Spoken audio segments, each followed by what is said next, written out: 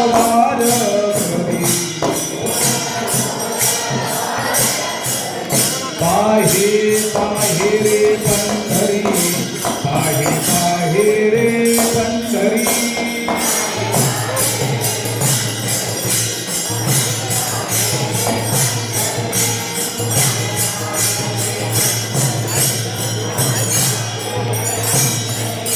होय होय वार करी होय होय वार करी पाहे पाहे रे पंढरी पाहे पाहे रे पंढरी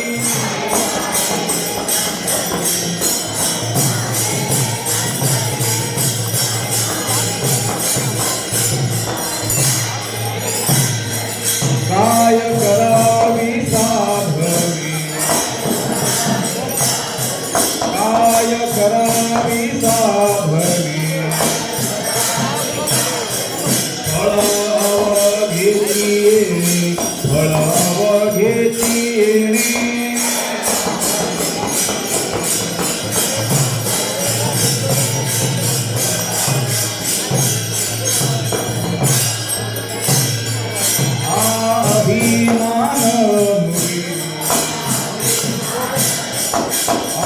अभिमान ओढ अवघेची पुरे ओढ अवघेची पुरे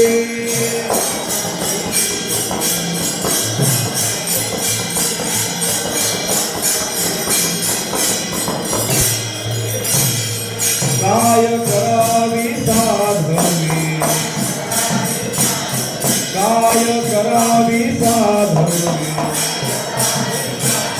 फळ अवघेची फळ अवघेची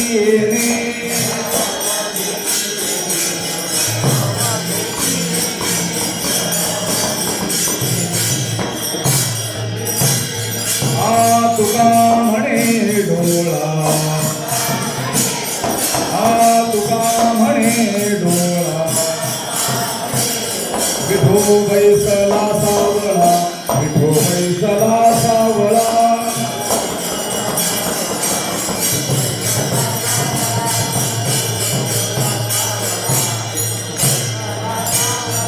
काय करावी साधवी काय करावी साधवी फळ अवघेची फळ अवघेची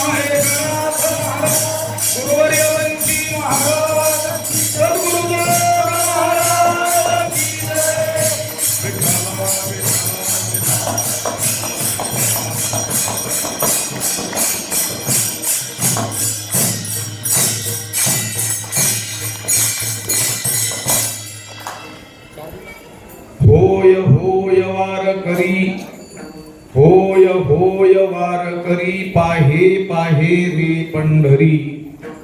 काय करावी साधने, फळ अवघेची येणे. अभिमान नुरे, कोड अवघेची पुरे. काय करावी साधने, फळ अवघेची येणे. तुका म्हणे डोळा, विठो बैसला सावळा. काय करावी साधने, फळ अवघेची येणे. पांडुरंगा करू प्रस्थान,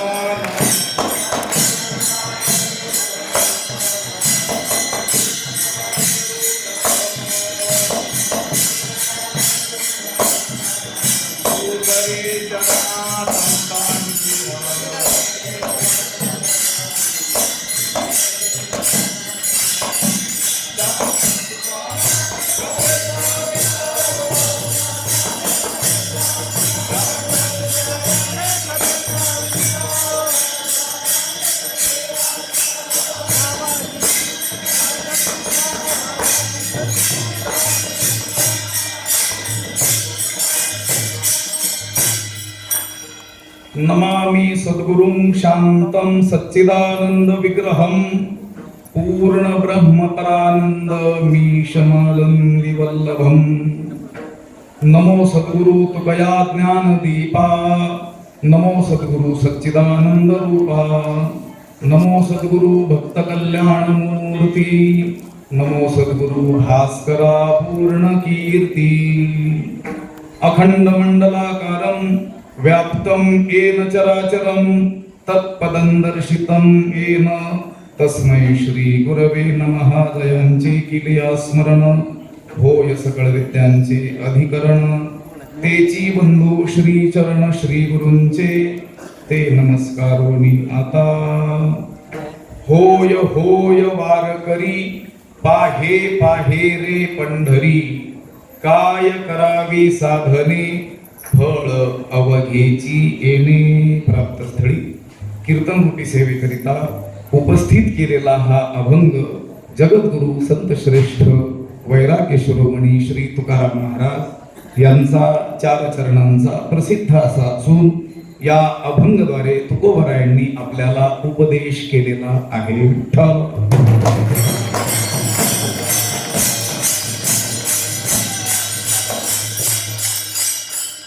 त्रैलोक्यात अत्यंत पावन असलेलं हे श्री क्षेत्र नेवासा, सर्वांना परिचित पाठ असलेली ओवी, की ज्या ओवीमध्ये ज्ञानोबारायांनी नेवास्याच्या पवित्रतेचं वर्णन केलेलं आहे। तसं नेवासा संबंधानं तत्कालीन भौगोलिक राजकीय परिस्थिती आणि पवित्रता याचं वर्णन करताना 3 ओव्या ज्ञानोबारायांनी खर्च केलेल्या आपल्याला आढळतात। ज्ञानेश्वरीमध्ये जगातील समस्त विषयांचा विचार करणारे ज्ञानोबाराय जगातल्या कोणत्याही तीर्थाचं वर्णन करत नाहीत, पण नेवासेचं वर्णन करताना मात्र 3 ओव्या खर्चतात। विठ्ठल भुवनैक पवित्र अनादि पंचक्रोश क्षेत्र जेथ जगाचे जीवन सूत्र श्री महालया असे असं नेवासेच्या पवित्रतेचं वर्णन ज्ञानोबारायांनी केलेलं आहे। आणि जेवढे म्हणून महापुरुष होऊन गेले, ज्यांनी सार्थ ज्ञानेश्वरी लिहिली, ज्ञानेश्वरीचा अर्थ आपल्याला सांगितला, त्या सर्वांनीच या ओवीचा अर्थ करताना त्रिभुवनात एकमेव पवित्र असं त्रिभुवनैक पवित्र पदाचं वर्णन केलं। म्हणजे नेवासा हे क्षेत्र केवळ नगर जिल्ह्यात पवित्र, केवळ महाराष्ट्रात पवित्र, केवळ भारत भूमीत पवित्र किंवा या पृथ्वी तलावर पवित्र असं नसून हे त्रैलोक्यात एकमेव पवित्र आहे। विठ्ठल म्हणून तर ज्ञानोबारायांनी ज्ञानेश्वरी सांगण्याकरिता, या ज्ञानाला प्रकट करण्याकरिता या स्थानाची काय केली, निवड केली। आपल्याला न कळालेल्या विषयावर एखाद दुसरा तास बोलायचा असेल तरी देखील आपण ती जागा पवित्र असावी अशी अपेक्षा ठेवतो। कळालं तर बरं होईल। आपल्याला न कळलेले विषय सुद्धा त्याच्यावर आपल्याला बोलायचंय, तर आपण ती जागा जिथं बोलायचंय म्हणजे प्रवचन करायचंय, कीर्तन करायचंय, कथा करायची आहे, ती जागा पवित्र असली पाहिजे। काहीतरी मंदिर असलं पाहिजे, काहीतरी पाठशाळा असली पाहिजे, यज्ञशाळा असली पाहिजे, गोशाळा असली पाहिजे, अशी पवित्र स्थानं असली पाहिजे अशी अपेक्षा करतो। उगीच बस स्टँड वरती उभ्या बाजारात कथा हे तो नावडे, हे आवडत नाही देवाला, आपणही करत नाही उभ्या बाजारात कथा, कमीत कमी आपण तरी करत नाही। लक्षात आलं तर बरं होईल। मग ज्ञानोबारायांना ज्ञान प्रकट करण्याकरिता, ते तत्वज्ञान सांगण्याकरिता जी भूमी निवडायची होती, त्यांनी ती भूमी जगात नव्हे त्रैलोक्यात सर्वात पावन असावी अशी अपेक्षा ठेवली तर काय चुकलं। विठ्ठल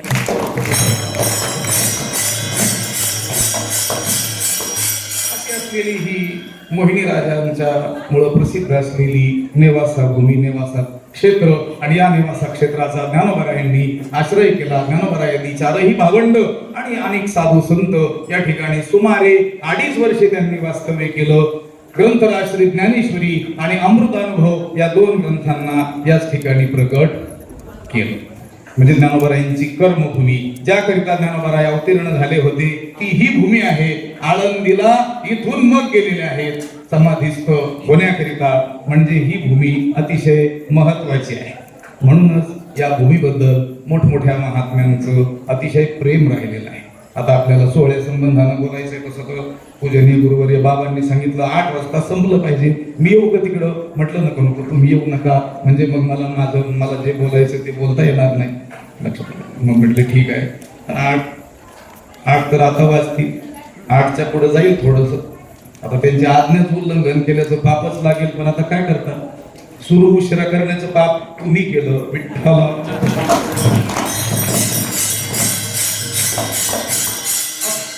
या भूमीविषयी अनेक महात्म्यांचं म्हणजे सर्वच महात्म्यांना अतिप्रेम असं राहिलेलं आहे. आपले पूजनीय गाथामूर्ती गुरुवर्य बाबा यांना देखील अतिशय प्रचंड प्रेम या भूमीबद्दल.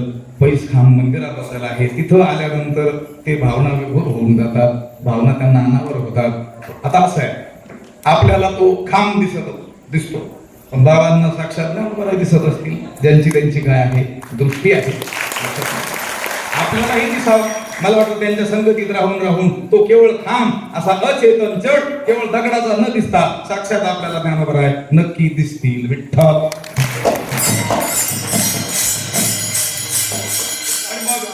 या ठिकाणावरून वर्षानुवर्षे वारकरी पंढरीला जातच होते.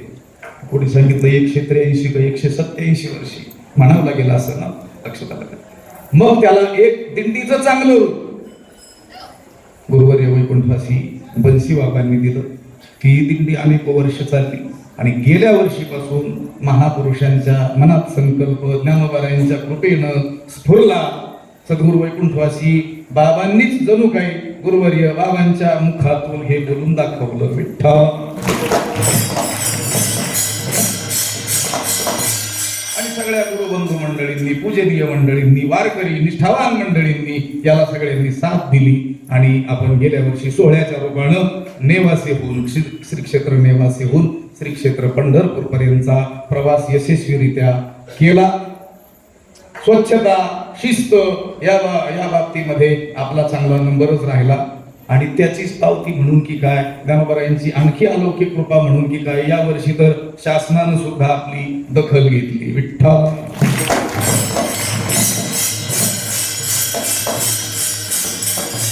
हा सोहळा महापुरुषांच्या कृपेनं, ज्ञानोबारायांच्या कृपेनं, सद्गुरू बाबांच्या कृपेनं निघालेला आहे. यावर्षी मुक्कामामध्ये थोडासा म्हणजे बराचसा बदल.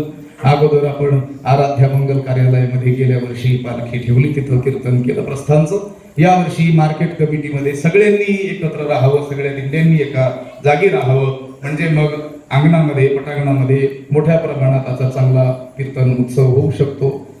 पण आता या पावसानं त्याच्या पुढे काही कोणाचा इलाज चालत नाही. नंतर मग त्या मॉलच्या अलीकडचं पटांगण बघितलं आणि नंतर तो पाऊस काय उघडता दिसेना म्हणून मग संत ज्ञानेश्वर महाराज हे महाविद्यालय हे निवडलं. मला वाटतं ज्ञानोबारायांची कदाचित इच्छा असेल, कारण ज्या ठिकाणी आत्ता आम्ही कीर्तनाला उभा आहे, आपण श्रवण करत आहात, या हॉलचं नाव आहे तांबे हॉल. आणि याला तांबे हॉल नाव पडण्याचं कारण असं आहे, सद्गुरू वैकुंठवासी बन्सी बाबांची 61 त्यांच्या मनाविरुद्ध जाऊन का होईना पण त्या काळच्या त्यांच्या श्रद्धाळू मंडळींनी, भक्तगणांनी साजरी केली होती आणि त्याला मिळालेली दक्षिणा त्यांनी इथे अर्पण केली, त्यातून बांधलेला हा हॉल आहे. विठ्ठल.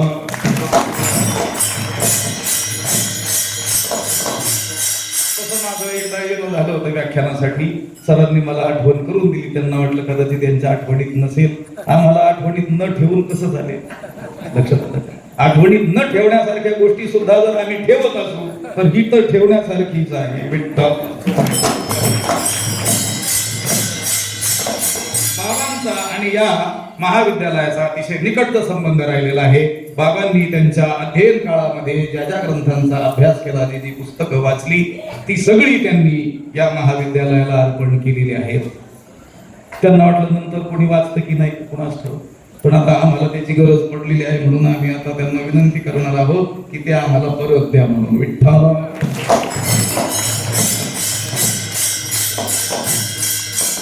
कदाचित सद्गुरू वैकुंठवासी बन्सी बाबांची इच्छा असावी म्हणून या ठिकाणी आज पालखी या ठिकाणी विसावलेली आहे. नाहीतर मग मोठ्या पालखी तंबूची योजना आमच्या पूजनीय राम महाराजांनी केली होती आणि उघड देखील आहे. पण सकाळीच वातावरण असं झालं की ते म्हटले आता लावायचं ठरलं तर 2-2.5 तास त्याच्यामध्ये जातील आणि त्यानंतर जर उघडलं नाही पाऊस तर मग कसं काय करायचं, म्हणून मग ते रद्द केलं आणि सर्वानुमते या हॉलमध्ये पालखी आपण ठेवलेली आहे. असो, आपल्याला वेळेची मर्यादा आहे. वेळेची जरी मर्यादा असली तरी आता अभंग संबंधानं आज बोललंच पाहिजे असं काही मर्यादा नाही आहे. लक्षात आलं का? आता प्रस्थानचंच कीर्तन आहे, अभंगावर बोलायचं ठरलं तर होय होय वारकरी शब्दावरच कीर्तन होऊ शकतं. विठ्ठल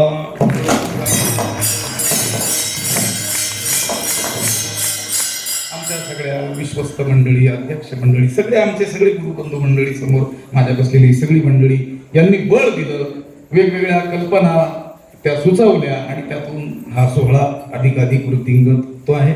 असो, परंतु हे मोठं काम होत असताना कधी कधी एकमेकांमध्ये गैरसमज होण्याची देखील काय असते, दाट शक्यता असते. पातळ नाही, दाट शक्यता असते, होत असतात. पण आता आपण शिकलेली माणसं आहोत, ते गैरसमज फार दिवस टाळायचे नसतात, ते तिथंच सोडायचे असतात, कारण ते गैरसमजच असतात. लक्षात आलं? ते गैरसमज जर पाळले तर तो गैरव्यवहार होईल. विठ्ठला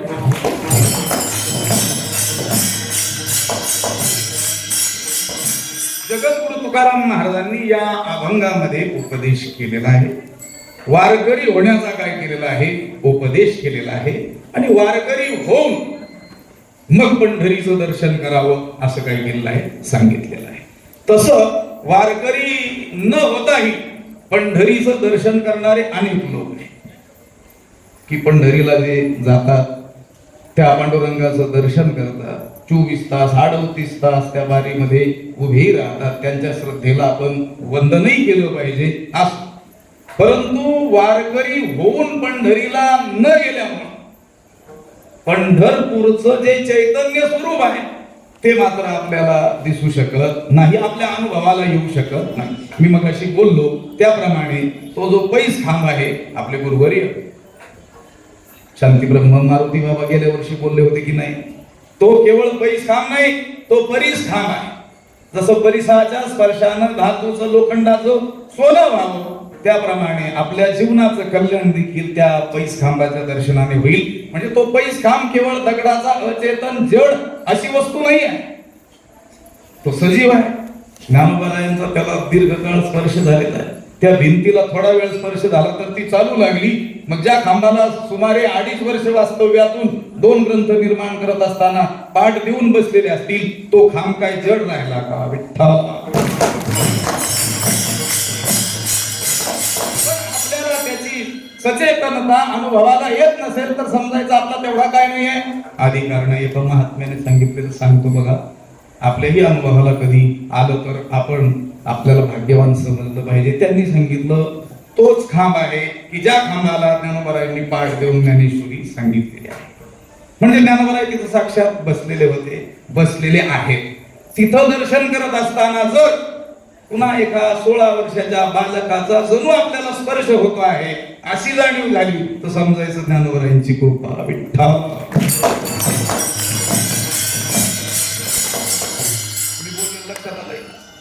तसं गरजेचा धक्का लागतो की नाही, दुसऱ्याला स्पर्श झाल्याची जाणीव होते की नाही आपल्याला, तसं तिथं दर्शन करत असताना जणू काही साक्षात ज्ञानोबाराय तिथं आहेतच. आणि त्यांच्या डोक्याला म्हणा, खांद्याला म्हणा, छातीला म्हणा, पोटाला म्हणा आपला स्पर्श डोक्याचा झालाय असं आपल्याला वाटलं पाहिजे. ते वाटू शकतं, महात्म्यांना वाटतं, कारण त्यांची ती काय असते, दृष्टी असते, त्यांचा काय असतो, तो अधिकार असतो. अगदी त्याचप्रमाणे पंढरपूर हे क्षेत्र, हे गाव केवळ सामान्य नाही आहे, ते भगवंताचं स्वरूप आहे, चैतन्यमय आहे. पण त्या पंढरपूरची चैतन्य रूपता आपल्याला त्याच वेळेस प्रतीतीला येईल ज्या वेळेस आपण वारकरी होऊन पंढरीला जाऊ.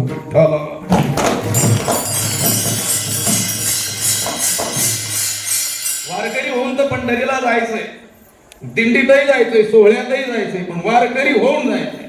वारकरी न होता जर सोहळ्यात आलो तर मग कोणत्या दिंडीत काय पदार्थ आहे एवढीच चौकशी होईल. लक्षात आलं? त्या दिंडीत हे होतं, ह्या दिंडीत ते केलं, ही कुणाची चर्चा? वारकरी नसणाऱ्यांची. विठ्ठल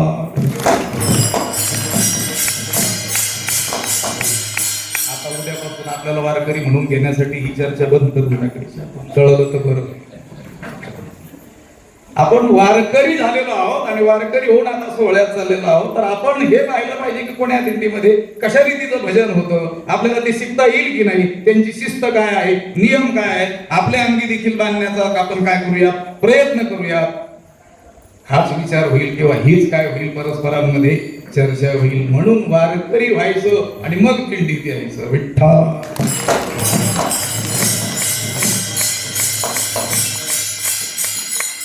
सुरुवातीला बोलून गेलो त्याप्रमाणे आता काय पदापदाचं चिंतन आपल्याला काही करायचं नाही, पटपट चिंतन आपल्याला करायचं आहे. पंढरपूरला गेल्यानं आपलं काय होणार आहे, कल्याण होणार आहे. तुका म्हणे जन्म आल्याचे सार्थक विठ्ठलची देखील या. त्या एकमेव अद्वितीयं ब्रह्मणेन नास्ति किंचन असं श्रुतीनं ज्या पांडुरंग परमात्म्याचं वर्णन केलेलं आहे, त्याचं प्रत्यक्ष दर्शन किंवा आत्मत्वानं आपल्याला ज्ञान, त्याच्याशी असलेल्या अनादि ऐक्याची जाणीव किंवा दर्शन म्हणा, ते झालं तर आपलं जीवन काय होणार आहे, सार्थक होणार आहे. म्हणून आपल्याला पंढरीला जावं लागणार आहे. पण पंढरीला जात असताना तसं पंढरीला न जाता वारकरी होऊन पंढरीला जावं, असा उपदेश तुकोबरायांनी अभंगाच्या पहिल्या चरणात.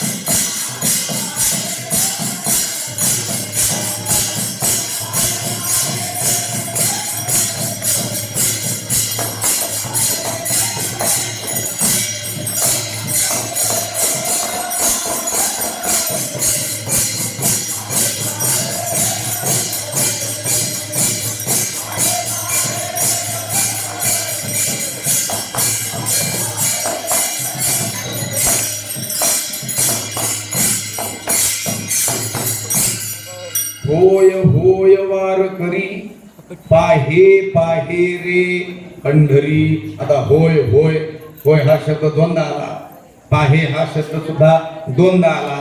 तसं तर व्याख्यान शास्त्राच्या दृष्टीनं तोच शब्द त्याच अर्थानं एका वाक्यात पुन्हा पुन्हा आला तर त्याला द्विरुक्ती दोष म्हणतात, किंवा त्याच अर्थाचा वेगळा शब्द त्या अर्थानं पुन्हा आला एका वाक्यात त्याच अर्थात, तरी त्याला काय म्हणतात, द्विरुक्ती म्हणतात.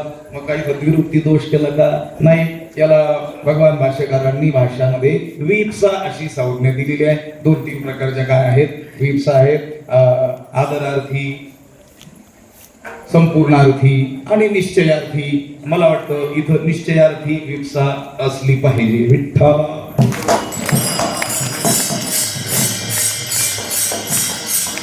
होय होय वारकरी. अरे बाबा तू वारकरी हो, वारकरी हो, आणि वारकरी होऊन काय कर, पंढरी पहा, पंढरीला जा, पंढरीचं दर्शन कर, पंढरीनाथाला पहा. पण अगोदर काय हो, वारकरी. तर वारकरी व्हायचं पंढरीला जायचं म्हणजे काय हो, म्हणजे कदाचित वारकऱ्यासारखा वेश परिधान करायचा असेल.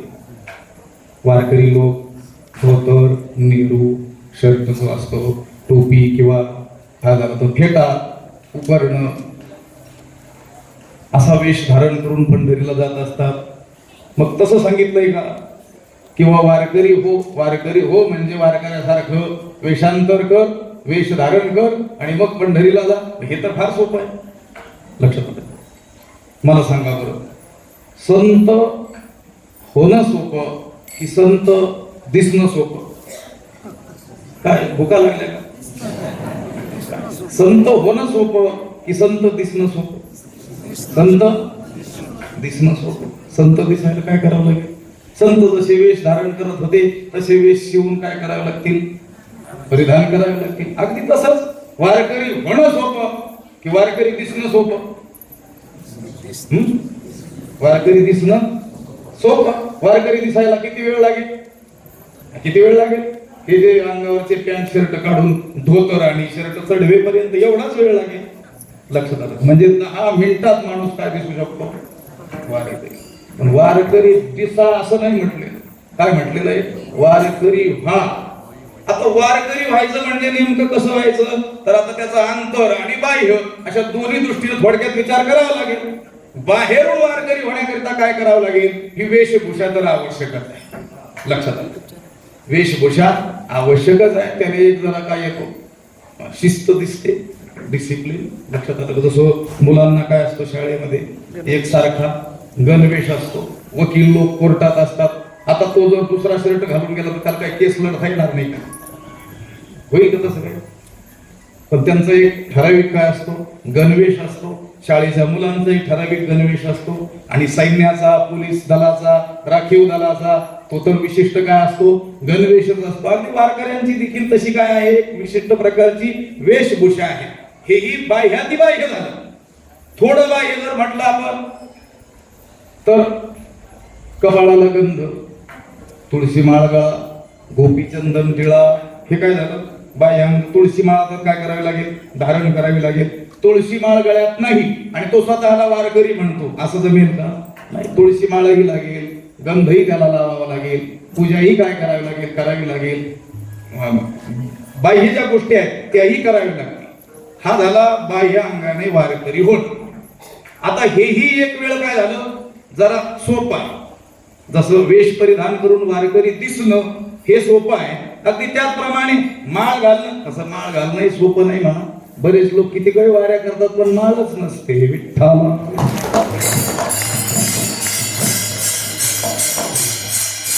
वाऱ्या काय करत नाहीत का? करतात.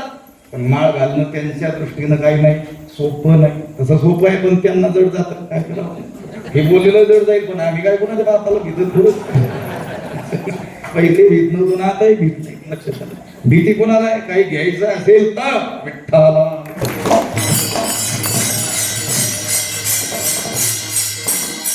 पण तरी देखील असं बाह्यांगाने वारकरी होणं देखील एक वेळ काय सोपं. बरं, त्यातली त्यात पण ज्ञानोबारायांनी ज्याला वारकरी म्हणजे वारीकर म्हटलेलं आहे तसं होणं मात्र अतिशय अवघड. विठ्ठल.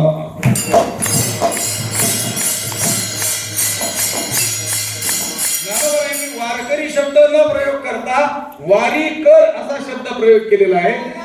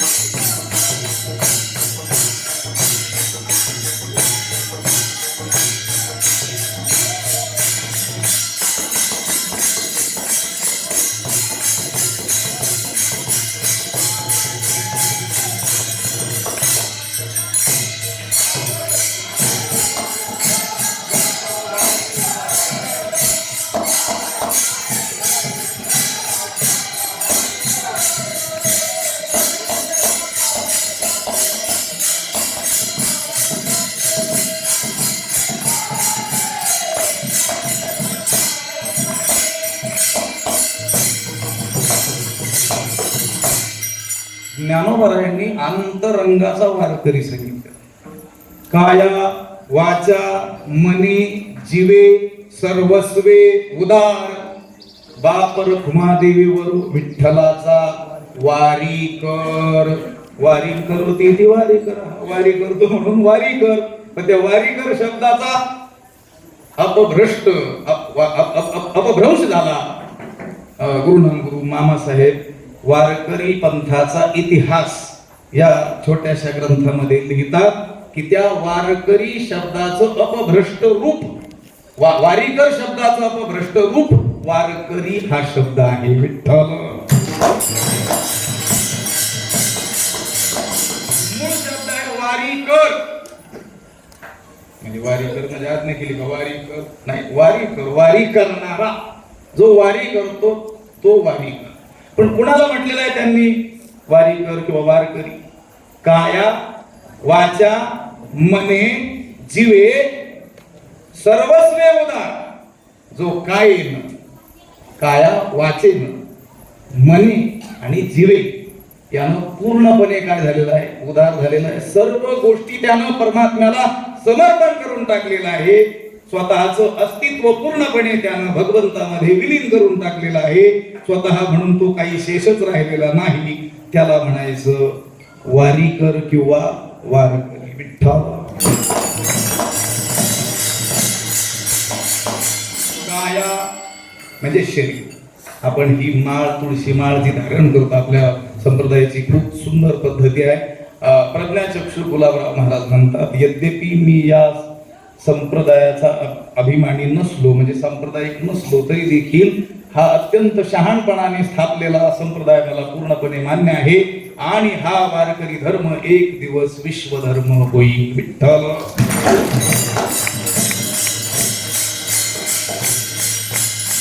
वारकरी संप्रदायात प्रवेश करण्याची पद्धती काय आहे, रीती काय आहे, काय पद्धती आहे की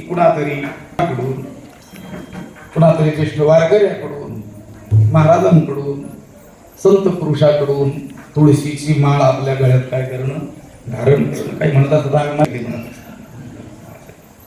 ठीक आहे मनाने घातली, पण मनाने काढू नका, म्हणजे राहिली तर बरंच आहे मनाने घातली.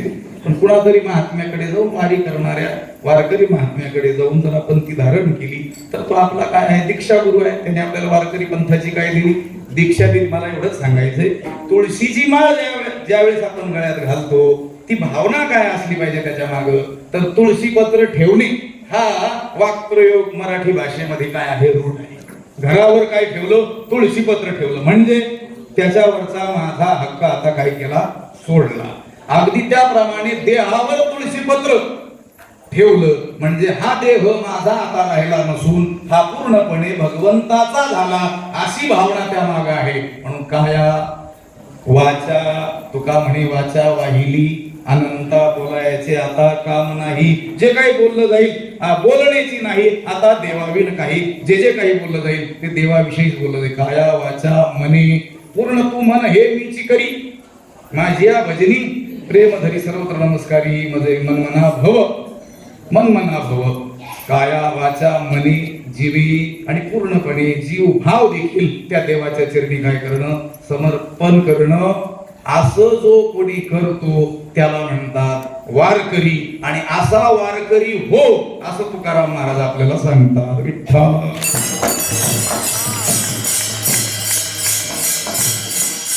होय होय वारकरी अशा रीतीचा काय झाला पाहिजे, वारकरी झाला पाहिजे.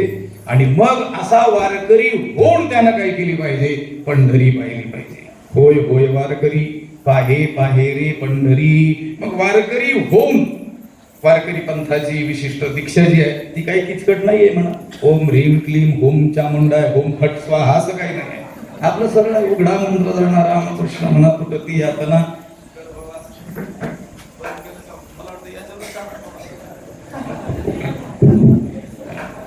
विषय तो चालला, फुंका फुंकी झाली की काय नाहीतर आमच्या बरेच लोक रुष्टच आहे.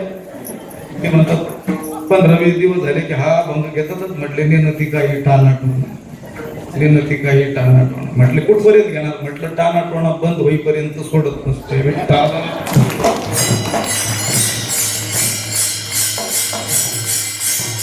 नेने फुंको का असो आपलं सोपं आहे सगळं, लक्षात आलं का. म्हणून विधीपूर्वक वारकरी पंथाची दीक्षा घेऊन ज्याला संतांनी वारकरी म्हटलेला आहे तसा वारकरी तू हो असं तुकाराम महाराज आपल्याला उपदेश करतात. होय होय वारकरी पाहे पाहेरी पंढरी. मग असा वारकरी होऊन ज्यावेळेस आपण पंढरीला जाऊ त्यावेळेस ते पंढरपूर हे शहर केवळ आपण एखादं स्थलांतर केलं, स्थळ बदललं अशी अनुभूती आपल्याला येणार नाही.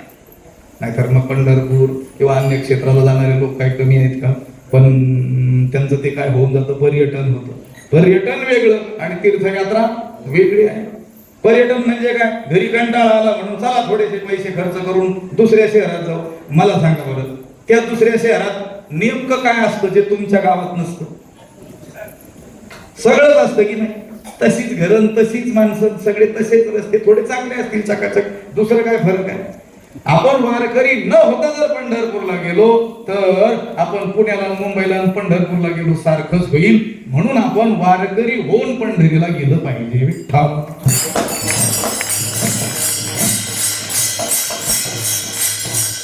होय होय वारकरी पाहे पाहेरे पंढरी असंच एक गाव आहे. गाव पाहे पाहेरे हा जाय जाय तू पंढरी होय होय वारकरी. आधी वारकरी हो आणि मग पंढरीला जा. विठ्ठल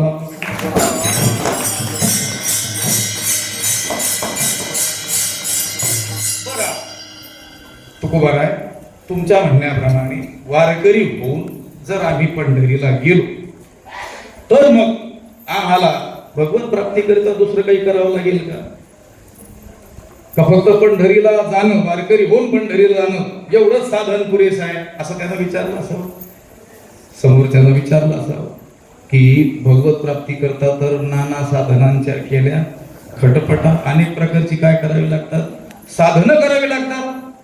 पण तुकाराम महाराजांनी सांगितलं जर का तू मी सांगितल्याप्रमाणे वारकरी झाला आणि मग पंढरीला गेला तर तुला कोणत्याच प्रकारची साधनं करावी लागणार.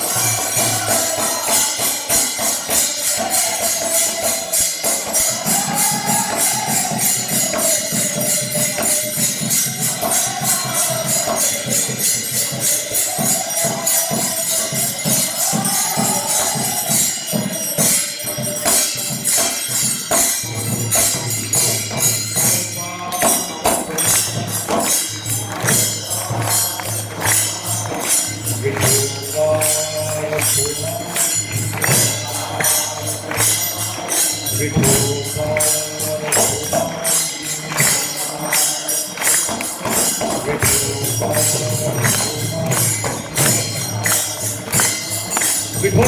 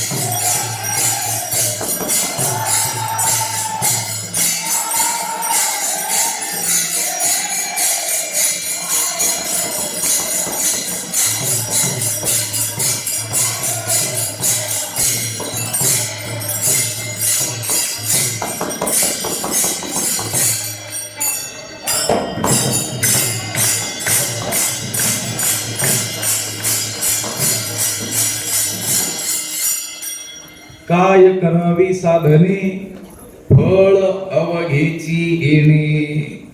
अवघेची फळ, सगळं फळ जे खरं फळ ते येणे या साधनानंच प्राप्त होणार आहे. कोणत्या? वारकरी होऊन पंढरी पाहण्यानं, पंढरीला जाण्यानं. म्हणून मग इतर जी साधना आहेत त्या साधनांची खटपटा करण्याची आवश्यकता नाही, कारण भगवत स्वरूपामध्ये प्रवेशावया माझ्या ठाई उपायांची नाही वाणी आहे. भगवत स्वरूपामध्ये प्रवेश करण्याकरिता उपायांची काही कमतरता नाही. अनेक उपाय श्रुतीनं, शास्त्रानं, संत पुरुषांनी आपल्याला आपल्या आपल्या अधिकारानुरूप सांगितलेले आहेत. पण जर आपल्याला वारकरी होता आलं आणि वारकरी होऊन पंढरीला जाता आलं, पंढरीला पाहता आलं, तर मग मात्र कोणतीही साधनं आपल्याला करण्याची आवश्यकता पडणार नाही. काय करावी साधने, त्या साधनांचं काय करावं? जर आवश्यकताच नसेल, एखाद्या वस्तूची आवश्यकता नसेल तर माणूस म्हणतो ती वस्तू घेऊन मी काय करू, मला तिचा काही उपयोग नाही आहे. तसं तुकाराम महाराज म्हणतात, वारकरी होऊन जर पंढरीला आपण गेलो तर त्या वारकरी होऊन पंढरीला जाण्यातच सगळी साधनं आपोआप आपल्याकडून घडून जाणारे असल्यामुळं वेगळी साधनं करण्याची आवश्यकता नाही. विठ्ठल. आता काही चालत असताना आपला काही तप होणार आहे. वाणीनं अभंग म्हणत असताना, ज्ञानोबा तुकोबारायांचा गजर करत असताना, विठ्ठल नामाचा जप करत असताना वाचिक तप होणार आहे. आणि मनामध्ये पंढरीनाथाच्या दर्शनाचा ध्यास लागलेला असल्यामुळं आपलं मानसिक तप सुद्धा याच्यातच होऊन जाणार आहे. म्हणजे वारकरी होण्यामध्ये सगळ्या प्रकारची तप आणि सगळ्या प्रकारच्या साधना घडून जात असतात. म्हणून मग वारकऱ्याला उद्धाराकरता वेगळी साधना करण्याची गरजच नाही. हे पहा, मी क्षमा मागून बोलतो, पण जे मनात आलं ते तर बोललं पाहिजे. तर मोठ्या महापुरुषांसमोर आपलं ठेवलं पाहिजे मनोगत. लोक म्हणतात की बाबा आपण लोकांमध्ये कीर्तन वगैरे करण्याकरता गेलो की आपण बहिरंग होतो, आपली वृत्ती अस्थिर होते, चंचल होते. म्हणून मग आपल्याला काहीतरी वेगळी साधना करण्याची काय आहे आवश्यकता आहे. मग दिवसातून काही वेळ म्हणा आपली वैयक्तिक साधना, किंवा वर्षाकाठी एखादा महिना म्हणा, किंवा 10-5 वर्षे मिळून एखादं वर्ष म्हणा, गायबच झालं पाहिजे, साधना केली पाहिजे. असं अनेक लोकांचं काय आहे म्हणणं आहे की आपण लोकात जाऊन जाऊन आपली काय होते, धार बोथट होते असं म्हणतात. बरं, असं म्हणतात, पण माझं एक म्हणणं आहे, तेवढं ऐकून घ्या गरीबाचा.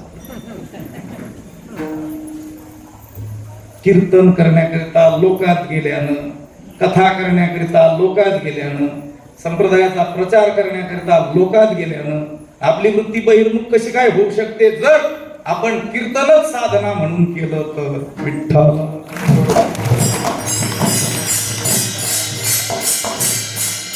कीर्तन साधनेचं तर फळ किती सांगितलेलं आहे. कीर्तन चांग, कीर्तन चांग होय.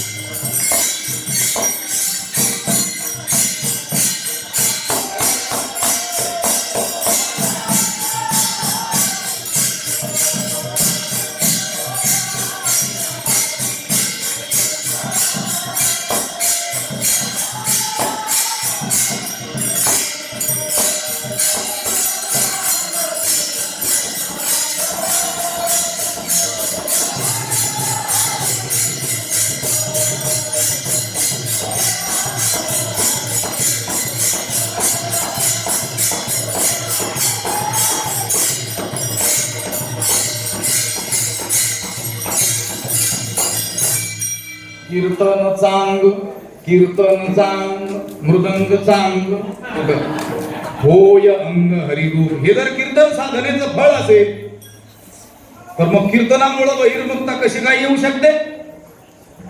कीर्तन जर वेगळ्या कारणाकरता आपण करत असू तर नक्की बहिरंगता आपल्यात येईल. म्हणून आपल्याला वेगळ्या साधनेची गरज पडेल.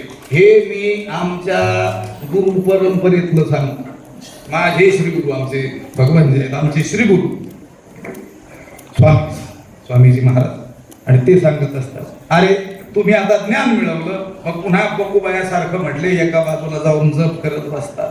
ही साधना आमच्या स्वामीजीला मान्य नाही. आता तुम्हाला मिळालेलं लोकांना द्या, पण ते देत असताना निरपेक्ष भावनेनं आणि साधना म्हणून द्या, त्यातच कल्याण होऊन जाईल. विठ्ठल.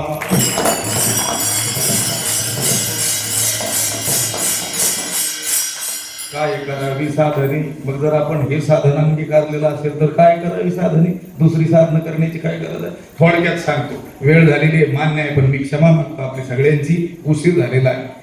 मी ज्यावेळेस इथं निवासीला आलो, म्हणजे तुम्ही लोक मला घेऊन आले, त्यानंतर 1.5 महिन्याने एक संन्यासी महात्मे माझ्याकडे आले, त्यांच्या शिष्यांसह आले. एक तरुण, माझ्यापेक्षा तरुण वयाने, आणि बसले, मला सत्कार वगैरे केला. म्हटले मला आपल्याशी एकांतात बोलायचे. म्हटलं आपण वर जाऊया.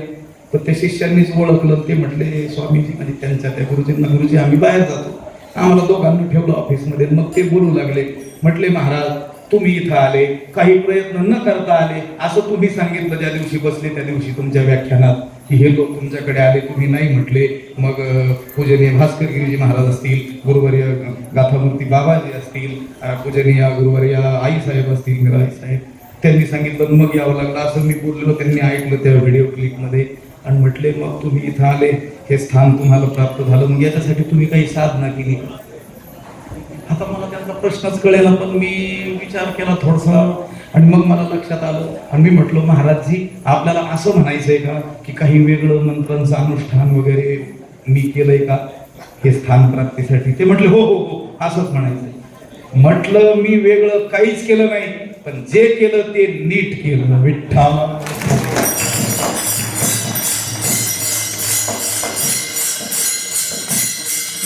त्यांना दिलेलं उत्तर मी आपल्याला सांगितलं. म्हटलं मी वेगळं काहीच केलं नाही, तुम्ही सांगितलं तसं लक्षावधी अनुष्ठान गायत्रीचं पुरस्करण अजून काय काय असतं ते मला काही ठाऊक नाही, पण जे काय आम्हाला येतं ते आम्ही नीट केलं आणि निरपेक्ष भावनेनं केलं.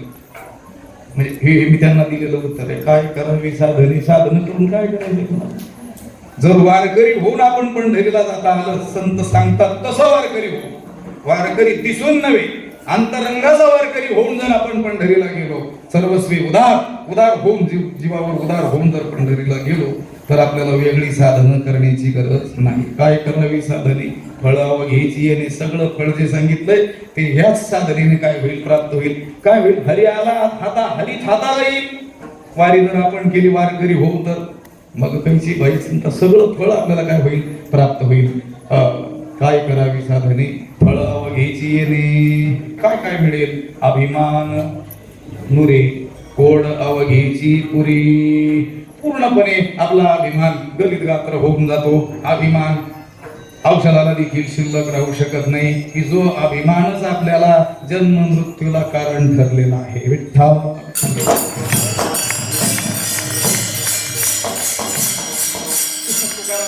म्हणतात अभिमान गेला आणि तुका म्हणे देव झाला. आपण देवरूपच आहोत, पण आपण आपल्याला ठिकाणी जीवत्वाचा काय केलेला आहे? अभिमान धारण केलेला आहे. म्हणून ही जीवदशा आपल्याला भोगावी लागते. नाहीतर हा परमात्माची संचला उभी काय आधीची आहे, लक्षात आलं का? अगोदरच हा परमात्मा स्वरूपच आहे, पण त्या अहंकार का झालेला आहे? त्याला आडवा आलेला आहे. असो अभिमान वारकरी होऊन जर आपण पंढरीला गेलो तर त्याचं फळ प्राप्त होतं. आपल्यामध्ये अभिमान औषधाला देखील शिल्लक राहत नाही. कोड अवघेची पुरी आणि सगळ्या इच्छा आपल्या काय होतात? पूर्ण होतात. आता वारकरी होऊन पंढरीला गेला तर तो काय अशा भलत्या इच्छा धारण करील का? तो मज व्हावा अशाच काय करील? इच्छा धारण करील. आध्यात्मिकच काय करील? इच्छा धारण करील. संत भेटीचीच काय करील? इच्छा धारण करील. देव भेटीचीच काय करील? अपेक्षा धारण करील. कोड अवघेची पुरी. पण अवघेची शब्द आल्यामुळं कोड शब्दाला अवघेची पुरे त्याच्या सांसारिक जरी असल्या इच्छा तरी काय होतील? पूर्ण होतील. पण जर संतांनी सांगितलं तसं वारकरी होऊन पंढरीला गेलं तर विठ्ठल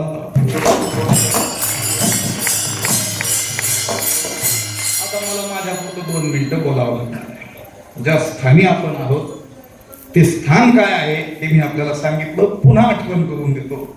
सद्गुरू वैकुंठवासी बंशी बाबांच्या 61चा कार्यक्रम त्यांच्या मनाच्या विरोधी पण त्यांच्या भक्तगणांनी साजरा केला आणि त्याला मिळालेली दक्षिणा बाबांनी आपल्याकडे न ठेवता या कॉलेजला समर्पित केली, महाविद्यालयाला. आणि त्याच्यातून बांधलेला हा काय आहे? भाग आहे. आणि आपल्याला सर्वांना परिचय आहे की बाबांनी कधीही कीर्तनाचा 1 रुपयाही घेतला नाही. विठ्ठल मला काय सांगायचं हे शहाण्या माणसांच्या लक्षात आलं असेल, नसला तर परत सांगतो, कीर्तनाचा रुपयाही न घेता सुद्धा पैसे असू शकतात. विठ्ठल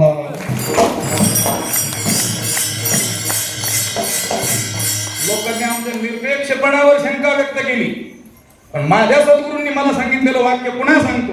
ते म्हटले तुला असं म्हणतील लोक, तुझं हे वागणं विचित्र आहे, हे व्यवहाराला धरून नाही, असं तुझं चालेल कसं, तुमचं कसं होईल? असं विचारणाऱ्यांना उत्तर द्यायचं, तुझं तू पहा, माझं चालवणारा देव समर्थ आहे. विठ्ठल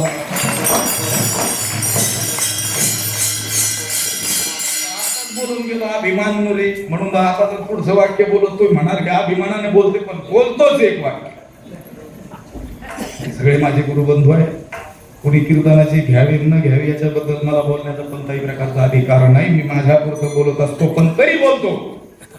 पैसे सगळ्यात आधी घेणारा कीर्तनकार, आणि कितीही वर्ष कीर्तन करून त्याने साचवलेले पैसे त्याच्याकडे आत्ता जेवढे असतील, मी कीर्तनाचा 1 रुपया न घेता सुद्धा माझ्याकडे मी मनात आणलं तर उद्या संध्याकाळपर्यंत येतील. विठ्ठल. पण आम्ही त्याला मोल देत नाही, कारण आमचं ध्येय वेगळं आहे. आम्हाला याच्यातून आनंद प्राप्त करायचा आहे की जो त्या पैशातून मिळणार नाही. एवढं शिकला असतो तर तिकडे मोठा वकील नसतो होता. भांडणं लावायला माणसं ठेवले असते, मिटवायचे पैसे घेत नाही.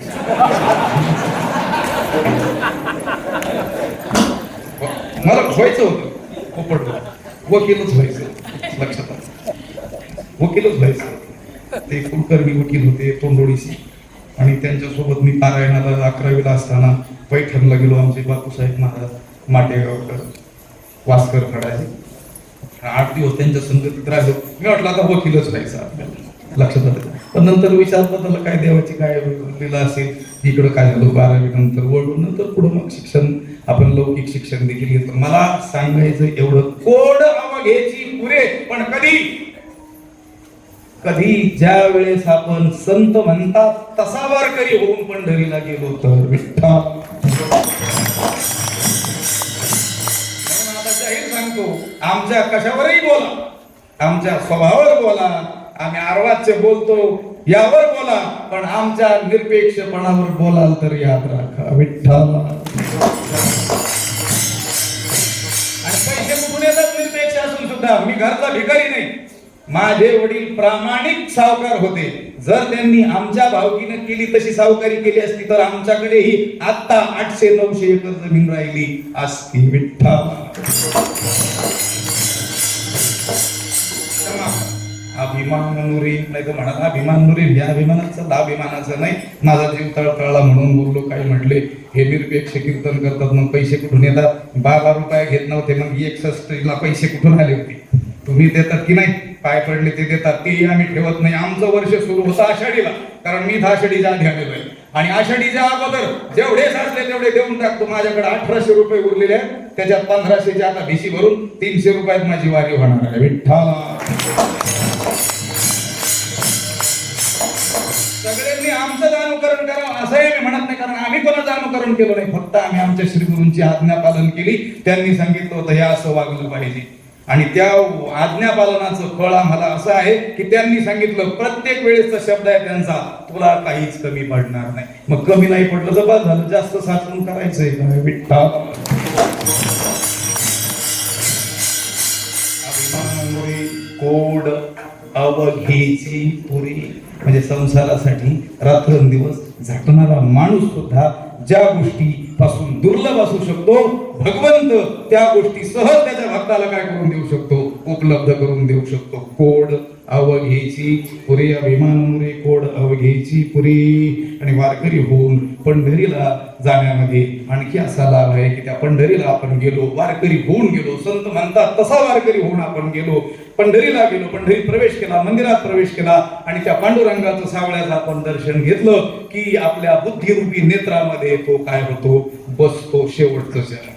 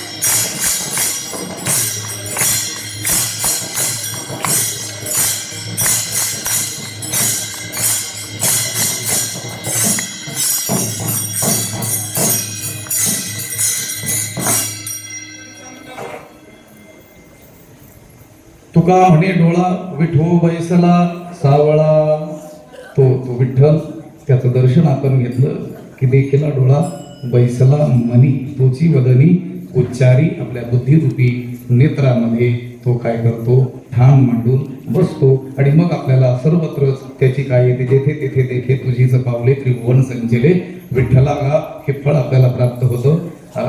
जे जे दृष्टी दिसे ते ते हरिरूप. पण कधी, ज्यावेळेस आपण संत सांगता तसा वारकरी होऊन पंढरीला जाऊ, तसा वारकरी होऊन मग वारीत सामील होऊ, तसा वारकरी होऊन मग आपण काय करू, भजन करू. तर असो या अभंगाचं थोडकं मोठं चिंतन या प्रस्थानाच्या कीर्तनाच्या निमित्तानं या ठिकाणी करण्याचा मी काही अल्पसा प्रयत्न केला. पूज्य बाबांनी सांगितलं होतं 8 वाजता संपलं पाहिजे, पण वेळेवर सुरू झालं असतं तर संपलं असतं. पण ठीक आहे, आता पहिला दिवस आहे, लागतं झुकतं म्हणतात आपण. उद्यापासून वेळेवर तळावर पोहोचून वेळेवर काय होईल, कीर्तन होईल, त्याची खबरदारी आमच्या चोपदार महाराजांनी घ्यायची आहे. चोपदारासारखं राहणे तुम्हाला चोप दिलो, इतकं शांती ब्रह्म असून नाही चालत ना. लक्षात आलं, खोटा खोटा व्हायना राग दाखवायचा. लक्षात आलं, आपल्याला काय कोणाला मारायचे थोडंच, पण दाखवायचं कसं. असो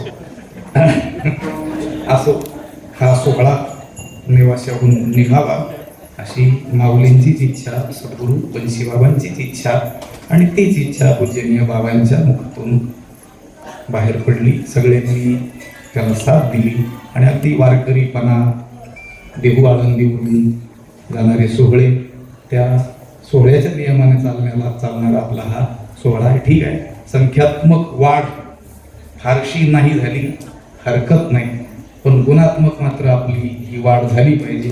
स्वच्छता, शिस्त, नियम याच्या बाबतीत आपण असंच किंवा याहूनही आणखी चांगल्या रीतीनं नियम पालन केले पाहिजे. जे मोठे लोक सांगतील ते आपण ऐकलं पाहिजे, कारण त्यांच्या सांगण्यामागे त्यांचा कोणत्याही प्रकारचा स्वार्थ नाही आहे. तर आपल्याकडून चांगला परमार्थ घडावा, नियमात घडावा, जुन्या लोकांनी केला तसा परमार्थ घडावा, अशी काय अंतरी एक तळमळ आहे. असो या ठिकाणी सगळीच पूजनीय अशी मंडळी उपस्थित आहे. आपण आता उद्यापासून वेळेवर, उद्याच्या दिवस मला वाटतं 7 वाजता सांगितले, उद्या 7 वाजता इथून पालखीचं काय होईल, प्रस्थान होईल. त्यानंतर मला वाटतं 6 वाजता आपली काय असते, वेळ असते. आणि आज होणारा जागर संत ज्ञानेश्वर महाराज संस्थानच्या वतीनं या ठिकाणी होणार. ठीक आहे.